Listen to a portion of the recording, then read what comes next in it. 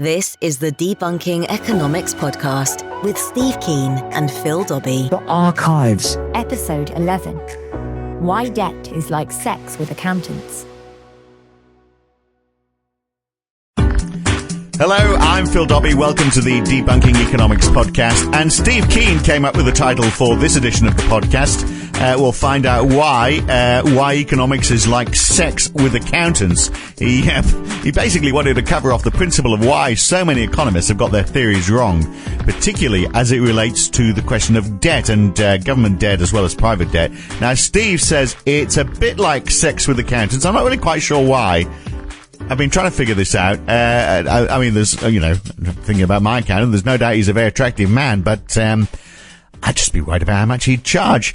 So, Steve, why did you want to call this episode Sex with Accountants? I mean, is it a fantasy of yours? Oh, no. It got me thinking, Steve, what would Sex with Accountants, I mean, at least it would be regular, wouldn't it? It'd be the same time every month, without fail. On the downside, it would be you'd have to record it and keep it for 7 years in case the tax office wanted to see it. And I'm desperately hoping an old girlfriend of mine is not listening. And then I thought, what about double entry? And I'm not sure about that at all. So, well, that's in fact the clue. It is in fact double entry, which the mind is running wild right now. And that is not what you intended, though, was it? I mean, well, actually, yes, it is. Talking double entry is exactly what I intended, and I thought, well, this is only going to sound sexy to accountants, but it also sounds like sex to accountants. So, yeah, well, they're certainly more kinky than I thought they were. Because look, we're talking more about private and government debt. So why sex with accountants? Apart from double entry bookkeeping, what is the connection here? Well, the connection is double entry bookkeeping, right? And that's the point. This is a subject which if you're going to be an accountant, you have to understand it. If any other profession, you might think you can ignore it, but it's still going to rule your life in some way or other, because ultimately you've got to make that trip to the tax man. Right. The only thing is, you told me when you said, I will call it sex with accountants because they're going to be turned on while everyone else falls asleep. So, if you're going to survive as an accountant, you've got to find double entry exciting. Well, it sounds intriguing. All right. It's a turn on. Okay. So explain more to us. Well, economic theory has this concept that money is created by what they call the money multiplier process. And when you look at it properly through the lenses of an accountant, it's sheer nonsense. It simply can't happen. So to try to explain this something, to try to other people, they tend to get what's rather than the turn-on effect, they have what a friend of mine calls the me-go effect. Ever heard of the me-go effect? No. My eyes glaze over. Right, okay. Well, we'll try and make sure that doesn't happen. Okay. So what I'm trying to do is this is be sexy for accountants, might make other people's eyes glaze over, and I'll try to keep it alive. And it's actually the sort of thing which really works well with the visual cues one gets on radio. But we'll see how we go. Okay. So to actually make it slightly more interesting, a bit sexier for others, if you think about the model that economists have of how loans occur, because they talk about lending and they talk about money as to some extent separate activities, but if you see how does a mainstream economist like Paul Krugman explain why he ignores banks, debt and money in his thinking, he says it's because one person's asset is another person's liability, which is accountant speak, of course, and therefore you can ignore the level of debt. End of story. Okay? Right. So what he has as a vision is of lending as being a bit like banks operating like Ashley Martin. They don't actually screw you, but they introduce you to somebody else who would like to screw you. Okay, so the idea is let's use the male-female analogy, particularly in the post-Trump era. I don't need to worry about being politically correct. No, not anymore. So, okay, male-female, and so you have a male who wants to have sex with a female, and they go through Ashley Martin to arrange it, and Ashley Martin charges a fee.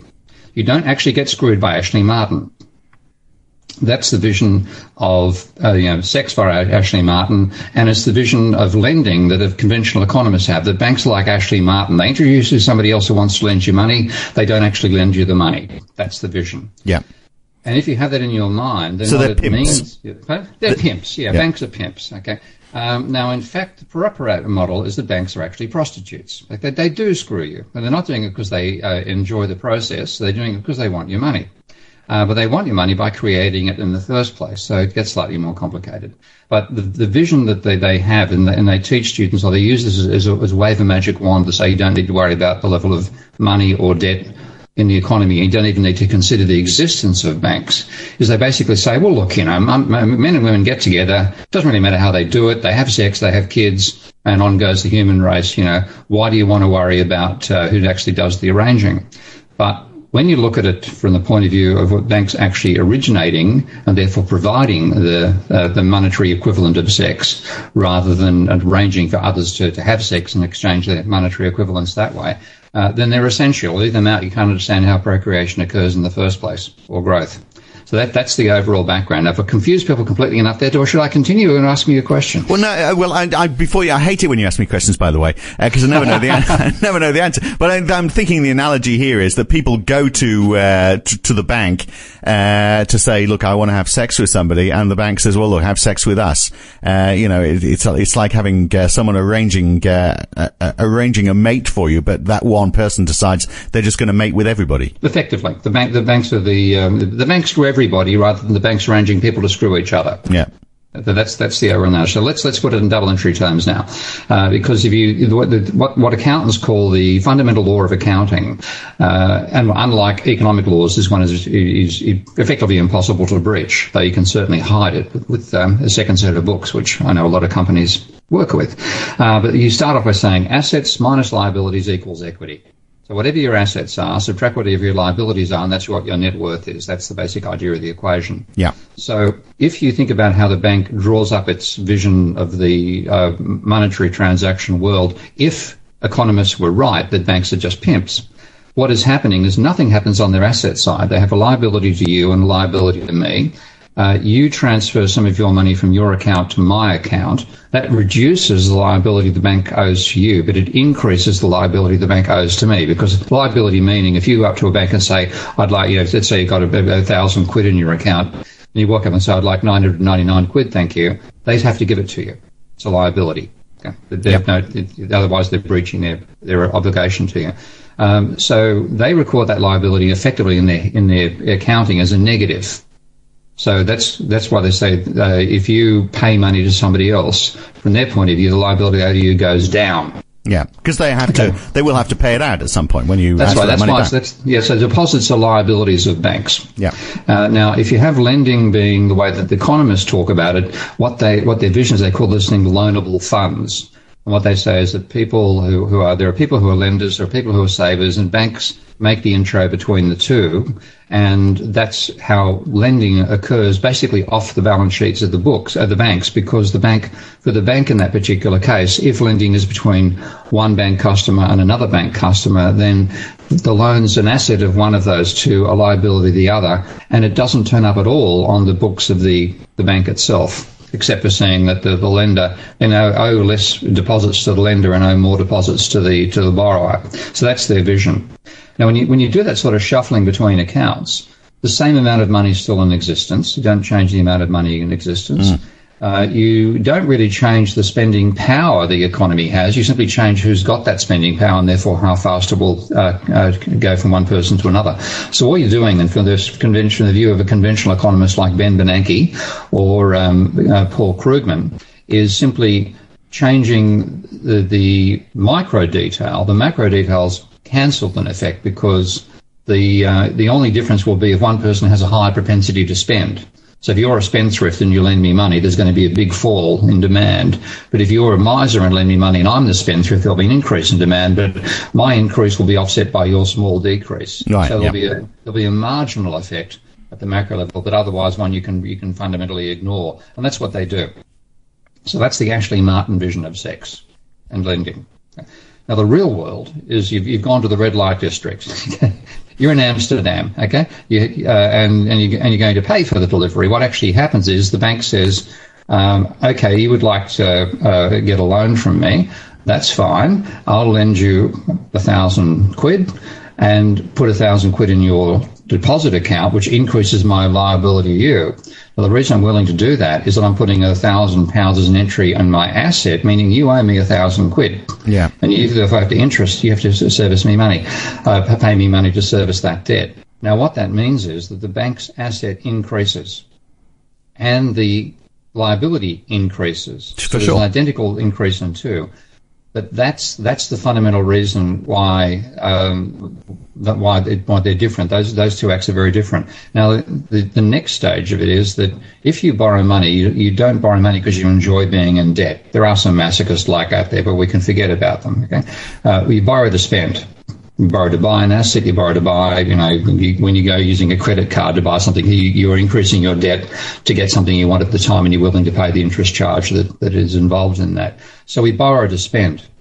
So if you have the Ashley Martin vision that the conventional economists teach, and you borrow to spend, yeah, that happens. You do the spending, but you reduce the capacity of the borrower to spend as well. Mm-hmm. So one cancels the other. You can ignore it. But when the bank creates an asset for itself and creates a liability as well, and then you spend that liability, you've both increased the amount of money in existence, and you've increased the amount of demand, and you've increased the amount of income, because when you spend that money, it becomes somebody else's income. Right. And that's all been created by the bank. By the bank, yep. So they're not Ashley Martin, they're the red light district. Mm. They've created the industry, basically, the money-making industry. Yeah. They're not a money warehouse, which is the vision that mainstream economists have. They're a money factory. Yeah. Now, when you get that in your head, your whole vision of how capitalism functions changes. Now, it's not necessarily a bad thing, it's just more damn realistic. Yeah. But in that world, if you ignore banks and ignore debts and ignore money, you're ignoring capitalism. And what the hell are you doing advising people about how to manage it? So when does that become an issue? Because if if there's more money, then money is worth less, isn't it? You get inflation. Well, then what you're starting, and this is the easy trap everybody falls into, thinking in static terms.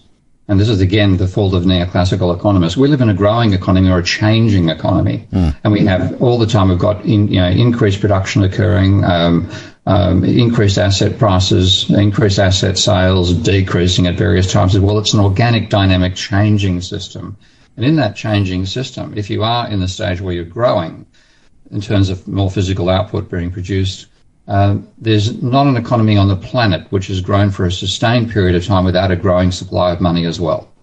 Somehow you've got to increase that money to enable more transactions to occur. If the only way you can get more GDP out of less money is if the amount of money in existence turns over more rapidly. Yeah. Now that has happened at various times in history, but it stopped happening in America in about 1980. Yeah, and we talked about that last time. Yeah. Right. So consequently, the only way to get that increase, if you're going to have increased output being produced over time, and you need increased money for that, then it can come from one of two sources. And this is the other important element about how do we think about governments as well. Banks can create more money by creating more loans, which means to create that money you're adding to the liabilities of the banking system, but you're also adding for the public's point of view, their liabilities to the banking system as well. They've got to pay that money back, they owe interest on it and so on. You get an increased burden of debt. And if that debt is growing faster than GDP, then it stimulates the economy because it's doing that, but it also gets to the stage where people are devoting more and more of their income to service that debt and may actually decide not to take out the debt when they get to excessive levels. And this is when it really, really matters, because since that change in debt, and I define credit as the change in debt on an annual basis. So if you have credit growing at 20% per annum, which is frequently what happens, then that is adding to demand by that same amount. Now, if people decide to stop borrowing money, or the banks decide to stop lending, that change in growth, which is growth in demand, disappears. Mm. It can happen overnight. And that's what we had in 2008. That's why I saw the crisis coming, because this has always been part of my thinking. Whereas the neoclassicals completely ignored that. They weren't even looking at the key indicator, which is the level of indebtedness of the private sector to the banks. Okay, so explain why that continued growth is important. So if we see the growth stop, or even if we see the rate of growth slow down, just take us through the steps and why that's important. Well, if everything is growing and everything is changing in a real world economy, forget the piece of paper that the neoclassicals draw their vision of the world on, and look at one in which new products being invented, babies being born, new people moving into the workforce, and so on. That's a growing system. Now, we've got all sorts of hassles coming about sustainability of that growth, which is yet another topic down the track for you and me. But in the absence of the environmental constraints we live in, then that has been a growing system since the 1700s. And the remarkable thing about capitalism is the extent to which that's grown, not just in an aggregate sense, but also even in per capita, even when you include the poorest of the poor. There's been a dramatic increase in the amount of stuff per head that we produce and consume over time. Now, so the money plays a fundamental role in enabling that. And what it should be doing is enabling it through us borrowing money, which then enables entrepreneurs to produce things they couldn't otherwise get the money to produce, and then we get the technological evolution of society coming out of that. That's what should be happening. What has happened, of course, is banks lend to fund asset bubbles and Ponzi schemes. Right. So let me paraphrase this and tell me if I've got this right, though, so I understand. And if I understand, then maybe other people will understand too. We've got a situation where banks are creating money, which they're loaning out to people, which people are spending, and that's helping the economy grow. But if we measure the growth of the economy through the growth in GDP, that's not growing quite as fast. So the money that we're pumping into the economy, it is not equal with the growth of the economy. So at some point, banks then say, hang on a second, we're not getting the returns, and perhaps people are doing the same as well. We're not getting the returns we expected because ultimately the economy is not growing as fast. So we've got to pull back. And the moment they pull back, that's in effect almost the same as turning off a tap. That people have grown used to that rate of growth. Their spending is based on it. Their investments are based on it, and all of a sudden they're not seeing the same level of growth. So everyone's worse off, even though money is still growing and the GDP is still growing. Spot on, mate. Absolutely spot on. And that's exactly the case I've been trying to get through. And the people who've been stopping me getting through write a book about this. You can do. You got the script right there. Right. Okay. That's private debt. So government debt is a different kettle of fish. But as we said last time, the two are interrelated. They seem to interplay one against the other.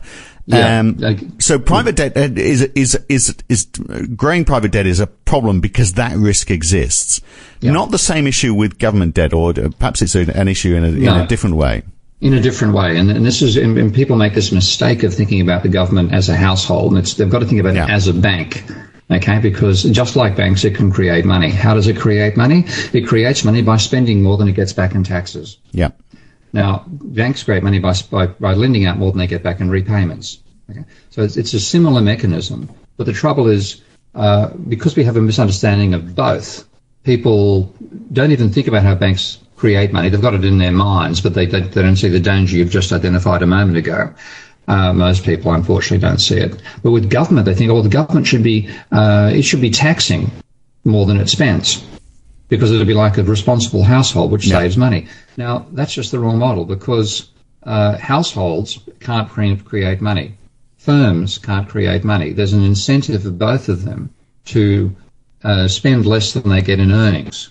Okay? And that's sensible when you're talking about a firm and a household. Of course, they'll borrow money at various times to expand the demand when they want to. But the mentality that we should be earning less than we spend is gone. What's the macabre? What was the old from Oliver Twist?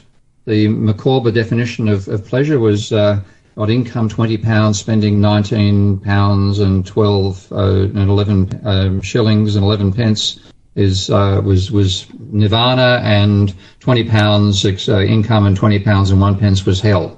That sort of vision. That's what we've got in our minds, that we have to be on the positive side of that, and we then apply that to the government, because most people think in some sense they own the government. Okay, they don't think they own the banks. Okay, so they therefore treat the government as a subsidiary of their household and think that the government should behave the same way. Wrong. The government is another bank.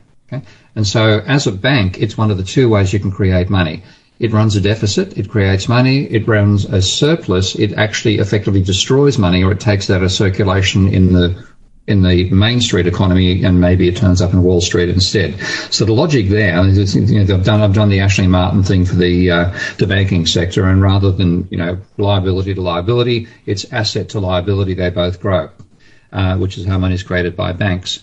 With the government, if it spends on you, then it's creating money by the spending process, because it's putting money in your account. If it taxes you, it's taking money out of circulation. So it's effectively destroying money, taking money out of your bank account. So for a government to create money, it has to run a deficit. And if you have a growing economy, then with a growing need for money, if the government's trying to run a surplus rather than run a deficit, it's actually taking money out of circulation and making it harder for the economy to achieve that monetary and indeed physical growth. Yeah. Okay. So it makes perfect sense that if the government creates more money, it's injecting more money, there's more money to be spent. That's in the short term good for the economy, but can it do that forever? I mean, doesn't it make sense that you've got issues like inflation, for example. If there's more money, then there's, if they keep on pumping more money into the economy, then each dollar or each pound you have is going to be worth less, and that's going to cause inflation. This comes down to for a start, let me point out one thing which I'm finding is so ridiculous, because every time I say this, that's exactly the first thing people say. And then I say, and yes, and what are central banks trying to do right now? Yeah, push up inflation. Absolutely. Exactly. Right now at this point in time. And it's interesting, isn't it? Because now Trump has come along. He's talking about, although he's trying to do it with private debt, so he's got that wrong a bit, but he's trying to pump more money into the economy. The UK is now saying, well, we're going to push back our, the point at which we balance our books, because we need to spend more to try and counter the impacts of the Brexit. So it seems like, around the world, governments are starting to wake up to this bit by bit. Well, I'm glad he's Slowly. I'll always go back. Now, unfortunately, I was going to go back to this vision of sound finance, which is the argument they should run a surplus. Let's go through them. If I could go back to the sex for accountants again, let's try to work through the double entry. And this is going to really twist people's minds that they're trying to drive a car right now. But if you have the government wanting to run a deficit, what it does its estimates what its tax revenue is going to be and what it's spending. It gets a gap between the two. So the Treasury issues bonds equivalent to the gap. Let's say we're talking about $1 trillion in America's case. And I'm sure there's going to be of that scale of spending by Trump and his project. So they issue $1 trillion worth of bonds. Now, the bonds by law, and this is only a legal thing, it doesn't have to go this way. The bonds can't be bought by the central bank immediately. They are sold to the private sector, which means they're bought by pension funds, insurance companies, financial corporations, and so on. Now, that doesn't create any money, that particular process, because what happens is money that's in the financial sector gets paid back to the government. But then the government then spends those bonds. Let's say you're going to want to build. I think I'd rather like to build a Trump airport in Michigan. Mm-hmm. I think it should be another Trump International Airport in another part of Michigan. Another part of Michigan. Yeah. You got to fly the small plane to the big plane. A Trump airport here, a Trump airport there, a Trump railroad, a Trump, whatever. So you build them everywhere. And of course, that's in that process, you're paying money to people to build them. And American workers have now got jobs, and American firms are providing the steel and so on. So you're actually generating money and creating money by that process.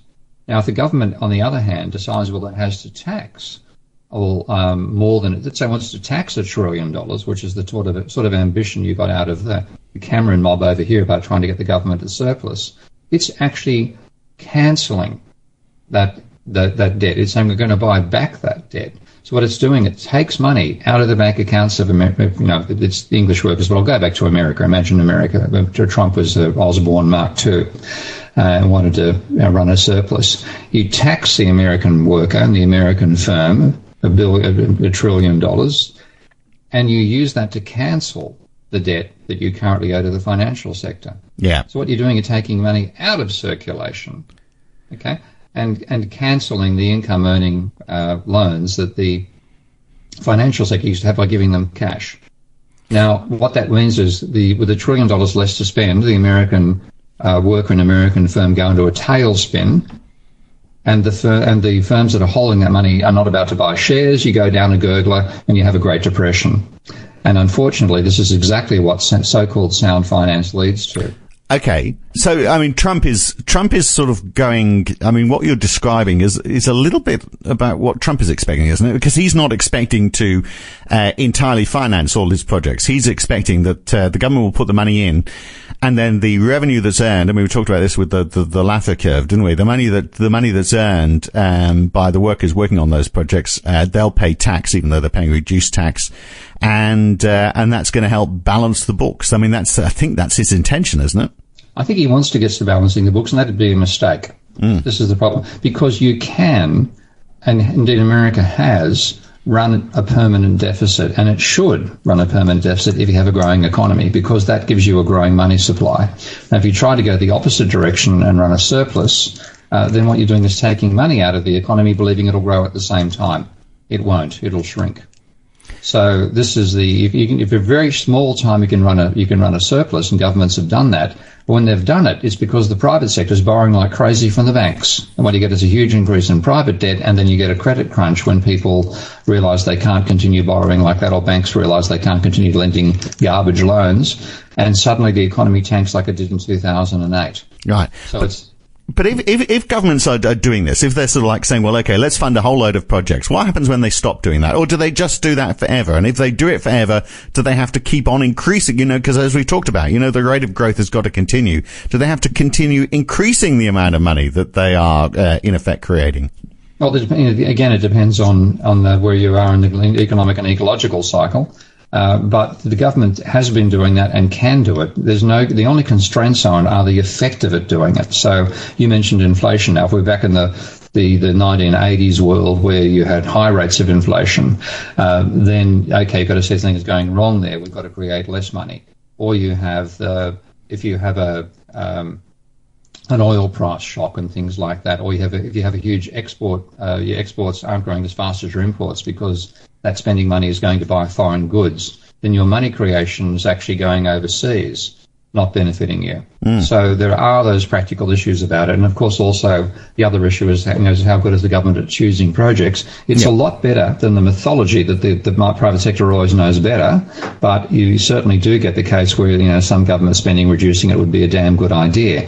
So it comes down to, you want the volume there to give you the growth. You want it to be done in such a way that you don't have very bad negative side effects like either a trade crisis if you're not the international currency, or inflationary surge in normal times. So those are what you look at. What's the impact of us doing this? Not we shouldn't do it at all. Yeah, which I guess is the approach that Donald Trump's taking. And it's interesting, isn't it? Because Donald Trump, we think of him as a Republican, but I mean, this is not a Republican policy. I mean, he's a Republican in name only. Well, the same applies to Reagan, which is why I find it amusing he's got Laffer as an advisor, because Laffer persuaded Reagan with a cartoon drawn on a napkin that if you cut taxes, you'd increase government revenue.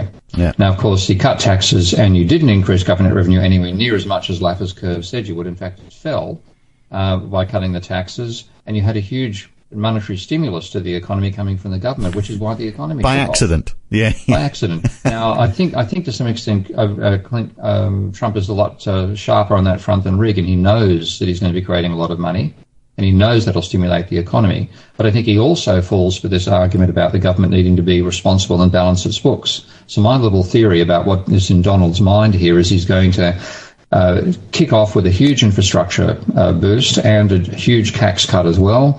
Massive stimulus for the economy. The place goes gangbusters. He wins the second term, and then in the first year of the second term, he goes to balance the books again. So he cuts spending drastically in the belief that will give both a booming economy and good, what they call good accounts, a low government deficit, et cetera, to hand over to President Ivana Trump in the next term.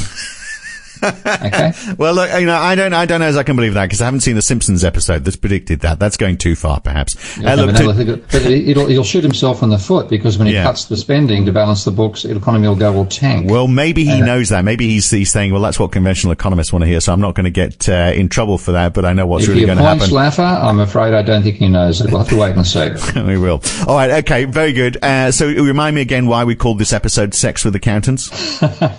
Because we're talking about double entry bookkeeping. Right. When you get that in your head and understand it, you can see why banks' debt and money matter and why the government should run a deficit. If you can't get that in your head, you're never going to understand either. All right, okay. Appreciate your time again, Steve. Okay, mate, bye. And I think I do understand it. So if a bank creates too much money, then we have to risk that the bank is going to collapse. Look at Italy for that one. If a government creates too much money, the worst that can happen is that extra money creates inflation, and that's the least of our worries. And of course, if you and I have too much debt, then we cut back on our spending, and that affects the economy as well. So government spending can be a very good thing, or it can be a bad thing if it slows down. And as we record this on the 6th of December 2016, it looks like the Australian economy is about to record negative growth. And if it does that for another quarter, then the economy is in recession. And what's contributing to that? A drop in government spending. So there's the proof in the pudding. Now, it's worth going back to listen to the last episode, which was also on public and private debt and how the two trade off each other. Now, that was a paid-for episode. This one, of course, was free. But if you like what you hear, then subscribe, and you can hear this stuff like this a couple of times a week. Details are at debunkingeconomics.com. And next time, productivity. Why is it so important, and why has it been on the slide in most developed economies? And what can be done about it? That's next time on the Debunking Economics podcast. I'm Phil Dobbie. Thanks for listening. We'll see you then, hopefully.